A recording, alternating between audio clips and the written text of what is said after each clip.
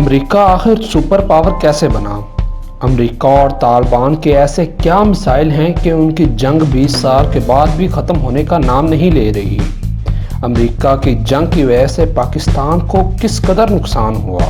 ان تمام سوالات کے جواب آج ہم دیں گے آپ کو اس ویڈیو میں۔ جڑے رہیے ہمارے ساتھ اور ویڈیو کو اینڈ تک ضرور دیکھیے تاکہ آپ کے علم میں اضافہ ہو۔ چینل کو سبسکرائب ضرور کیجیے تاکہ آپ کو طاقت ملتی رہے، کیونکہ علم طاقت ہوتی ہے۔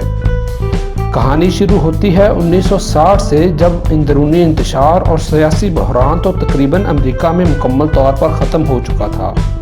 امریکہ 20ویں صدی سے بعد سے لے کر اب تک ایک معاشی طاقت بنتا جا رہا تھا اور دنیا کے اوپر ایک نئی طاقت اور سپر پاور کے طور پر وجود کھڑا کر چکا تھا۔ یورپ سے لاکھوں مزدور اور کسان روزگار کے لیے امریکہ منتقل ہو رہے تھے، جہاں پر ان کو بہتر روزگار مہیا تھا۔ ریاست کے مغربی اور وسطی علاقہ جات میں صنعتی انقلاب برپا ہو چکا تھا، جس کی وجہ سے معیشت کی گاڑی کا پہیہ بہت زیادہ ترقی سے چل رہا تھا۔ امریکی عوام سمجھدار تھی۔ انہوں نے 20ویں صدی کے آغاز سے ہی بدعنوان، نااہل اور ناکارہ حکمرانوں کو حکومت یا عہدے سے نکال باہر کیا۔ ترقی پسند سوچ کو فروغ دیا گیا اور ترقی پسند تحریکوں کو فروغ دیا گیا۔ 1917 میں ہی امریکہ نے جنگ عظیم اول میں جرمنی کے خلاف جنگ کا اعلان کر دیا اور اگلے ہی سال اپنے ساتھ ملے ہوئے معاونین کو مدد تک فراہم کی۔ 3 سال بعد امریکہ میں 1920 میں خواتین کو ووٹ ڈالنے کا حق حاصل ہو گیا۔ یہ تمام واقعات امریکہ کی تاریخ میں سب سے پہلی بار ہو رہے تھے اور امریکہ کی تاریخ کے لیے یہ بہت اہم تھے۔ 1920 کے بعد سے لے کر 1930 تک کوئی بڑا واقعہ امریکہ کی تاریخ میں رونما نہ ہوا، لیکن ایک ایسا واقعہ ضرور ہوا جس نے امریکہ کے در و دیوار کو ہلا کر رکھ دیا۔ یہ واقعہ دراصل 1929 میں امریکہ کی سٹاک مارکیٹ کا کریش ہونا تھا۔ یہ امریکہ کی تاریخ کے کریشز میں سب سے بڑا کریش تھا اور اس سے سرمایہ کاروں کے اربوں ڈالر ڈوب گئے۔ امریکی معیشت کو شدید ترین نقصان پہنچا، جس کا ازالہ آگے آنے والے کئی معاشی سال نہ کر سکے۔ اس کے علاوہ 1920 میں ہی فرینکلن ڈی روزویلٹ امریکہ کا صدر بنا۔ اس نے وائٹ ہاؤس کے اوپر ڈیموکریٹس کا راج برپا کر دیا۔ اس نے ریپبلکس کے غلبے کا خاتمہ کیا اور نیو ڈیل پروگرامز کا آغاز کیا۔ یہ پروگرامز دراصل ایک پوری قطار در قطار پروگرامز کا سلسلہ تھا، جس میں معاشی اصلاحات، مزدوروں کے لیے بہتری، کسانوں کی مدد اور معیشت کو اور زیادہ ترقی دینے جیسے مسائل شامل تھے۔ 1920 سے لے کر 1940 تک امریکی خوشحالی کے سال تقریباً یوں کہ توں برقرار رہے اور امریکہ میں چھوٹے موٹے واقعات ہوتے رہے، لیکن اس کے بعد سب سے بڑا واقعہ 1941 میں پیش آیا، جب جاپان نے امریکہ کے نیول بیس پرل ہاربر پر حملہ کر دیا۔ یہ حملہ بالکل انجان تھا اور اس نے پوری دنیا کو چونکا کر رکھ دیا۔ اس کے بعد جنگ عظیم دوم کے اندر امریکہ بھی کود پڑا اور اس جنگ نے امریکی اور جاپانی تاریخ کا رخ مکمل طور پر بدل کے رکھ دیا۔ امریکہ نے جاپان سے بدلہ لینے کے لیے جاپان کے 2 بڑے شہر ناگاساکی اور ہیروشیما کے اوپر ایٹمی بم گرائے، جس کی وجہ سے لاکھوں لوگ امریکی سفاکی کی وجہ سے جل بھن کر اپنے لقمہ اجل بن گئے۔ امریکہ نے اپنی بالادستی کے لیے حملہ بھی کر لیا اور امریکہ نے اپنی بالادستی قائم بھی کر لی، لیکن کیا آپ جانتے ہیں کہ ان 2 شہروں ہیروشیما اور ناگاساکی میں کس قدر مظلوم لوگ ہوا بن کر اپنی زندگی سے ہاتھ دھو بیٹھے؟ تو یہ تو تھا امریکی سفاکی کا ایک چہرہ۔ اس کے بعد امریکہ سیکنڈ ورلڈ وار جیت گیا اور جرمنی نازی کو بھی شکست ہو گئی۔ امریکہ کا پوری دنیا کے اوپر رعب اور دبدبہ قائم ہو گیا اور اس کے بعد امریکہ اور جاپان کے درمیان ایک صلح کا معاہدہ بھی ہو گیا، لیکن اس کے ٹھیک بعد امریکہ اور روس کے درمیان سرد جنگ کا آغاز ہو گیا۔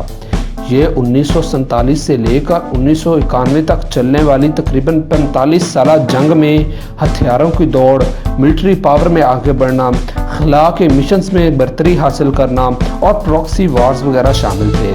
اس میں امریکہ اور روس کی ہمیشہ کوشش ہوتی تھی کہ وہ ایک دوسرے سے نیچا دکھلا سکیں اور پوری دنیا کے اوپر یہ ثابت کر سکیں کہ وہ سپر پاور ہیں۔ امریکہ اور روس کی یہ کشمکش تب تک جاری رہی جب 1991 میں سوویت یونین کے ٹکڑے ٹکڑے کر دیے گئے۔ اس کے پیچھے بھی ایک لمبی کہانی ہے کہ آخر روس جب کسی بھی ملک میں داخل ہو جاتا تھا تو اس ملک کو فتح کر کے ہی باہر نکلتا تھا، لیکن اس کے باوجود جب روس نے افغانستان میں اپنے قدم جمائے تو یہاں سے وہ کیوں نہ نکل سکا۔ دراصل ہوا کچھ اس طرح کہ پاکستان اور امریکہ نے الائے بنا لیا اور پاکستان کے افراطی قوت کے ذریعے امریکہ نے مالی امداد فراہم کی۔ پاکستان کی ایجنسیز نے بھی ساتھ دیا اور مقامی آبادی کو ساتھ ملاتے ہوئے امریکہ نے طالبان کو تشکیل دیا۔ دراصل طالبان امریکہ کی اپنی پیداوار ہیں۔ اس نے طالبان کو اس لیے پیدا کیا تاکہ وہ روس کو ختم کر سکے، اور یہ مقصد اسے حاصل بھی ہو گیا کہ طالبان روس کو افغانستان سے نکالنے میں کامیاب ہو گئے اور 1991 میں روس شکست کھا کر ٹکڑے ٹکڑے ہو گیا۔ یوں امریکہ اور روس کی کولڈ وار کا خاتمہ ہوا اور ظاہری طور پر امریکہ روس سے آگے نکل گیا۔ اس کے علاوہ آپ کو مزید بتاتے چلیں کہ 1960 میں شہری حقوق کی تحریک نے امریکہ میں فتح حاصل کر لی، جس کی وجہ سے امریکہ میں انسانی حقوق کا تحفظ مزید مضبوط ہو گیا۔ جیسا کہ ہم نے آپ کو اپنی پچھلی ویڈیو میں بتایا تھا کہ کس طرح 1877 سے لے کر اب تک افریقیوں کے اوپر امریکہ میں بہت طرح کے مظالم اٹھائے جاتے تھے، ان کو غلاموں سے بدتر زندگی گزارنے پر مجبور کیا جاتا تھا، لیکن اب وہ ظلم کی رات ختم ہو گئی اور 1960 کے بعد امریکہ میں تمام شہریوں کو حقوق یکساں طور پر مل گئے۔ حوالے کے لیے آپ کو بتاتے چلیں کہ آج سے 1400 سال پہلے اسلام نے بھی یہی کہا تھا کہ کسی عربی کو اجمی پر، گورے کو کالے پر اور کالے کو گورے پر یا اجمی کو عربی پر کسی قسم کی فضیلت نہیں، اور آج کی جدید دنیا نے 1960 میں امریکہ نے جا کر یہ بات اپنے ملک کے اوپر لاگو کر ہی لی کہ کسی بھی گورے کو کالے پر یا کالے کو گورے پر برتری حاصل نہیں۔ اس سے اسلام کا سچا مذہب ہونا بھی ثابت ہوتا ہے۔ بہرحال اپنے ٹاپک کی طرف واپس آتے ہیں۔ روس کو افغانستان سے نکالنے کے بعد طالبان کے پاس افغانستان کی حکومت چلی گئی۔ افغانستان کے اوپر طالبان نے ایک اسلامی نظام قائم کیا اور یہاں پر مکمل طور پر اسلامی نظام کے مطابق زندگی گزارے جانے لگی۔ اس کے بعد 10 سال تک افغانستان کے اوپر طالبان کی حکومت قائم رہی۔ وقتاً فوقتاً چھوٹی موٹے جھڑپیں ضرور ہوتی رہی، لیکن امریکہ نے افغانستان کے اوپر 10 سال بعد خود ہی حملہ کر دیا۔ اس کی وجہ یہ بتائی جاتی ہے کہ 11 ستمبر 2001 کی صبح کو 2 امریکی طیارے ورلڈ ٹریڈ سینٹر کی عمارتوں سے ٹکرا گئے اور دونوں فلک شگاف ٹاور زمین بوس ہو گئے۔ یہ ٹاورز گرنے کے بعد امریکہ کو اس بات کا نقصان ہوا یا فائدہ؟ اسٹریٹجیکلی امریکہ نے اس بات سے کس قدر فائدہ اٹھایا یہ تو ایک الگ بحث ہے۔ بہرحال امریکہ نے اس کا تمام تر الزام اسامہ بن لادن پر ڈالا اور یہ بات کو بحث بناتے ہوئے امریکہ نے افغانستان پر حملہ کر دیا۔ اس کے ساتھ ساتھ اس نے عراق کے اوپر بھی حملہ کر دیا، اور یہ جنگیں پچھلے 20 سالوں سے ان دونوں ممالک کے اوپر مسلط ہیں اور ان دونوں ایشیائی ممالک کی اکانومیز کو مکمل طور پر تباہ کر چکی ہیں۔ عراق میں 2003 کی جنگ شروع کرنے کے بعد ابھی تک اس ملک کے اوپر امن کا کوئی گہوارہ موجود نہیں۔ مزید یہ کہ اب تک جاری رہنے والی اس جنگ کی کوئی خبر نہیں کہ آگے کتنے اور سال اس دنیا کو جہنم بناتی رہے گی۔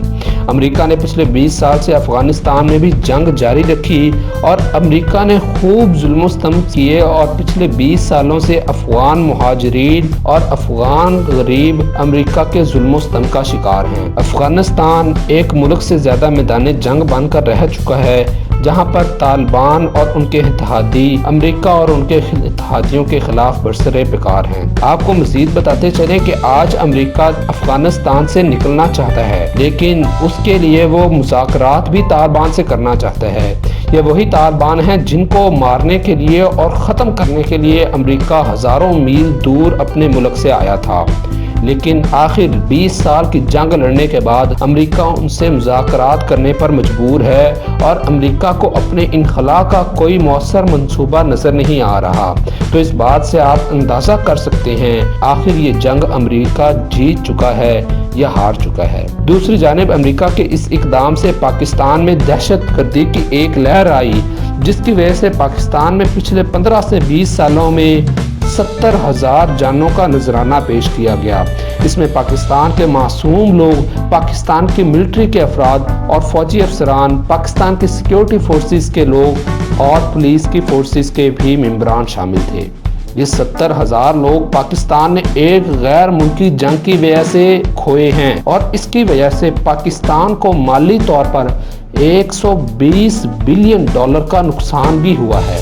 یہ رقم کس قدر بڑی ہے، آئیے ہم آپ کو بتاتے ہیں۔ پاکستان کے اوپر مجموعی طور پر بیرونی قرضہ $60 بلین سے بھی کم ہے، لیکن یہ نقصان جو پاکستان کو دہشت گردی کی جنگ کی وجہ سے ہوا ہے، یہ 120 بلین سے بھی زیادہ ہے۔ تو اس سے آپ اندازہ کر سکتے ہیں کہ اگر اس رقم کا آدھا بھی پاکستان کے پاس موجود ہوتا تو آج پاکستان بیرونی قرضوں سے چھٹکارا حاصل کر چکا ہوتا اور ایک خوشحال اور پرسکون ملک بن چکا ہوتا۔ بہرحال دہشت گردی کے یہ اثرات پاکستان میں کسی حد تک ابھی بھی موجود ہیں۔ پاکستان کی آرمی نے پروفیشنل کام کرتے ہوئے ان تمام اثرات کو کسی حد تک کم تو ضرور کر دیا ہے، ان کو جڑ سے اکھاڑ بھی دیا ہے، لیکن کہیں نہ کہیں چنگاریاں ابھی بھی موجود ہیں، جس کی وجہ سے پاکستان کو نقصان ابھی تک ہو رہا ہے۔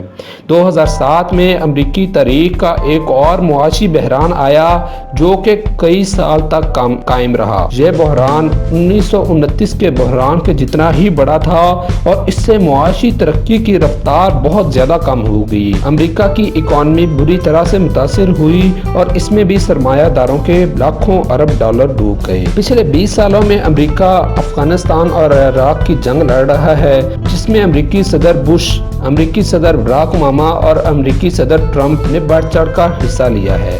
لیکن اب 2020 میں ان تمام جنگوں کے علاوہ پوری دنیا کو ایک نئی جنگ کا سامنا ہے، جسے ہم کورونا کے نام سے یاد کرتے ہیں۔ اس وبا نے امریکہ کے اوپر بھی حملہ کیا ہے، جس کی وجہ سے امریکہ میں اب تک 25 لاکھ لوگ بیمار ہو چکے ہیں، جن میں 7,70,000 لوگ صحت یاب بھی ہوئے ہیں، جبکہ 1,27,000 لوگ اپنی جان گنوا بھی چکے ہیں۔ بی بی سی کی ایک رپورٹ کے مطابق امریکہ کی اکانومی 2008 کے بعد پہلی بار اتنی بری طرح متاثر ہوئی ہے۔ کورونا کی وجہ سے امریکہ کی اکانومی 4.8% تک سکڑ چکی ہے۔ اس بات کا آپ اندازہ اس طرح لگا لیجئے کہ انسانی تاریخ میں پہلی بار خام تیل یعنی پیٹرول کی قیمت منفی یعنی نیگیٹو میں چلی گئی ہے۔ اب اس کے بعد کے حالات کیا ہوں گے وہ تو آنے والا وقت ہی بتائے گا۔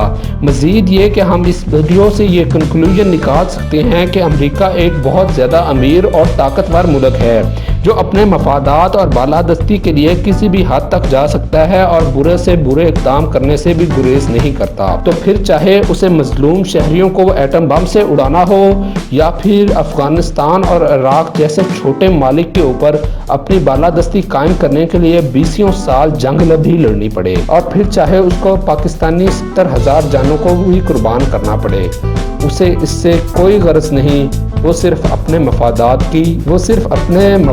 کا پجاری ہے۔ ہمیں امید ہے کہ آپ کو ہماری یہ ویڈیو ضرور پسند آئی ہوگی۔ ویڈیو کو لائک کیجئے، شیئر کیجئے اور کمنٹ سیکشن میں اپنے تمام تاثرات کا اظہار کیجئے۔ کسی بھی شہر، چیز، ملک یا ٹاپک پر ویڈیو دیکھنے کے لیے ہمیں ضرور مطلع کیجئے، ہم اس پر ویڈیو ضرور بنائیں گے۔ اپنا بہت سارا خیال کیجئے، چینل کو سبسکرائب کیجئے، دعاؤں میں یاد رکھیے۔ والسلام۔